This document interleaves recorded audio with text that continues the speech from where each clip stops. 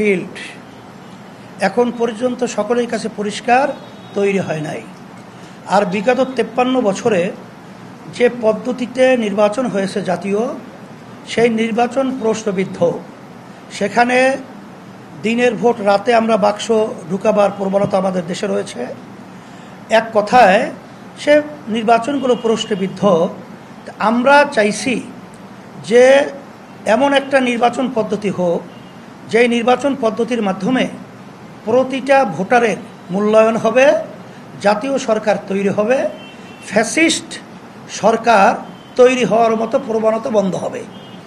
এজন্যই মূলত আমরা নির্বাচন পদ্ধতি এটা আমরা চেয়েছি।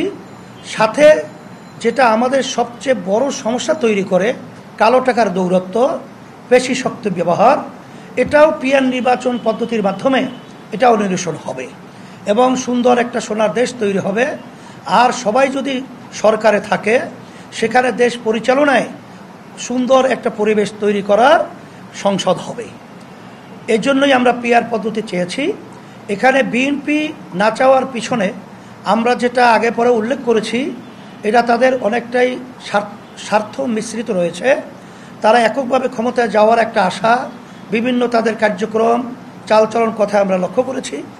এখন তারা এই পিয়ার নির্বাচনের মাধ্যমে একক ক্ষমতায় যাওয়া এবং আগে পরে যে ফ্যাসিস্ট চরিত্র এইটা তৈরি করার সুযোগ থাকে না বিধায় এর ব্যাপারে তারা খায় না মাথায় দেয়।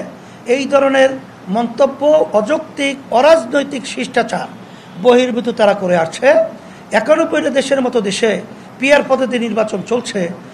বেশিরভাগ বাংলাদেশের ভিতরে রাজনৈতিক দল এই পদ্ধতিতে নির্বাচন চায়। তারপরেও তারা এই ধরনের আচরণটা, এটা আমরা দেশের বলবো এক কথায় আমাদের জন্য কলঙ্ক এবং আমাদের জনগণের দুর্ভোগ। এটা তারা আবার নিয়ে আসবে, এটাই আমরা মনে করছি। যদি এই প্লেইং ফিল্ড যদি আমরা তৈরি করতে না পারি বা না হয়, তখন তো আমরা আমাদের বক্তব্যের মাধ্যমে আজকে আপনাদের কাছে বলেছি, আমাদের নির্বাচনে যাওয়া কঠিন হবে।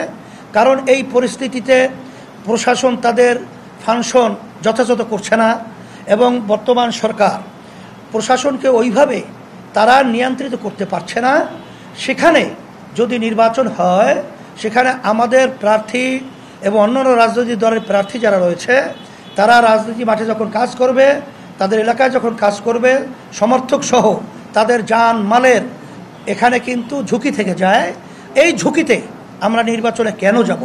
এটা আপনাদের কাছে আমরা প্রশ্ন রাখলাম। আমাদেরকে ওইভাবে পরিবেশ তৈরি না করলে আমরা নির্বাচনে যাব কিভাবে?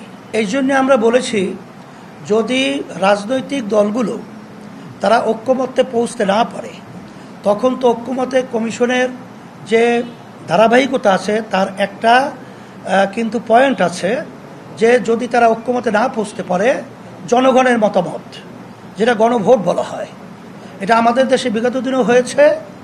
আর এইটাই আমরা চাইতেছি, যদি তারা ঐক্যমত্যে পৌঁছতে না পারে, তখন বর্তমান সরকার হয়তোবা অধ্যাদেশ জারির মাধ্যমে তারা এটা একটা ব্যবস্থার পথ তৈরি করবে, অথবা গণভোটের মাধ্যমে তারা এটাকে সমাধান করবে। তখন তো কার কোনো কিরুকাল থাকবে না, কারণ জনগণের মত হলো এটার দিকেই তো সরকার যেতে হবে। প্রজাতন্ত্রের